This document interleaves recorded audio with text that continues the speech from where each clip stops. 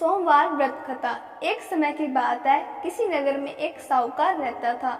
उसके घर में धन की कोई कमी नहीं थी, लेकिन उसकी कोई संतान नहीं थी। इस कारण वह बहुत दुखी था, परंतु प्राप्ति के लिए वह प्रत्येक सोमवार व्रत रखता था और पूरी श्रद्धा के साथ शिव मंदिर जाकर भगवान शिव और पार्वती की पूजा करता था।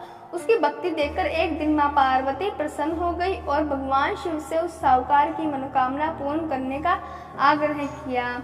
पार्वती जी की इच्छा सुनकर भगवान शिव ने कहा कि हे पार्वती, इस संसार में हर प्राणी को उसके कर्मों का फल मिलता है और जिसके भाग्य में जो हो उसे भोगना ही पड़ता है। लेकिन पार्वती जी ने साहूकार की भक्ति का मान रखने के लिए उसकी मनोकामना पूर्ण करने की इच्छा जताई। माता पार्वती के आग्रह पर शिव जी ने साहूकार को पुत्र प्राप्ति का वरदान दिया, लेकिन साथ ही यह भी कहा कि उसके बालक की आयु केवल 12 वर्ष होगी। माता पार्वती और भगवान शिव की बातचीत को साहूकार सुन रहा था। उससे ना तो इस बात की खुशी थी और ना ही दुख।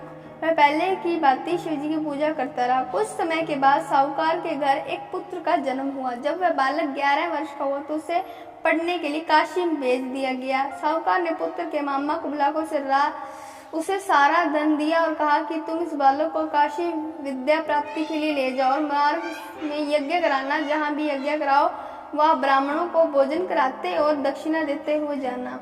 दोनों मामा भांजे इसी तरह यज्ञ कराते और ब्राह्मणों को दान दक्षिणा देते काशी की ओर चल पड़े। रात में एक नगर पड़ा जहाँ नगर के राजा की कन्या का विवाह था, लेकिन जिस राजकुमार से उसका विवाह होने वाला था वह एक आंख से काना था। राजकुमार के पिता ने अपने पुत्र के काना होने की बात को छुपाने के लिए एक चाल सोची। साहूकार के पुत्र को देखकर उसके मन में एक विचार आया। उसने सोचा, क्यों न इस लड़के को दूल्हा बनाकर राजकुमारी से विवाह करा दूं। विवाह के बाद इसको धन देकर विदा कर दूंगा और राजकुमारी को अपने नगर ले जाऊंगा। लड़के को दूल्हे के वस्त्र पहनाकर राजकुमारी से विवाह करा दिया गया, लेकिन साहूकार का पुत्र ईमानदार था। उसे यह बात न्याय संगत नहीं लगी। उसे अवसर पाकर राजकुमारी की चुन्नी के पल्ले पर लिखा कि तुम्हारा विवाह तो मेरे साथ हुआ, लेकिन जिस राजकुमार के संग तुम्हें भेजा जाएगा वह एक आंख से काना है। मैं तो काशी पढ़ने जा रहा हूँ। जब राजकुमारी चुन्नी पर लिखी बातें पढ़ी तो उसने अपने माता पिता को यह बात बताई। राजा ने अपनी पुत्री को विदा नहीं किया, जिससे बारात वापस चली गई। दूसरी ओर साहूकार का लड़का और मामा काशी पहुंचे और वहां जाकर उन्होंने यज्ञ किया। जिस दिन लड़के की आयु 12 साल की, उसी दिन यज्ञ रखा गया। लड़के ने अपने मामा से कहा कि मेरी तबीयत कुछ ठीक नहीं है। मामा ने कहा कि तुम अंदर जाकर सो जाओ। शिवजी के वरदान अनुसार कुछ ही देर में उस बालक के प्राण निकल गए। मृत भांजे को देखकर उसके मामा ने विलाप शुरू किया। संयोगवश उस समय शिवजी और पार्वती उधर से जा रहे थे। पार्वती ने भगवान से कहा, स्वामी, मुझे इसके रोने के स्वर सहन नहीं हो पा रहा है। आप इस व्यक्ति के कष्ट को अवश्य दूर करें। जब शिवजी मृत बालक के समीप गए तो उन्होंने बोले कि यह उसी साहूकार का पुत्र है जिसे मैंने 12 वर्ष की आयु का वरदान दिया। अब इसकी आयु पूरी हो चुकी है, लेकिन मारित भाव से विभोर माता पार्वती ने कहा कि हे महादेव, आप इस बालक को और आयु देने की कृपा करें, अन्यथा इसके वियोग में इसके माता पिता की तड़प तड़प कर मर जाएंगे।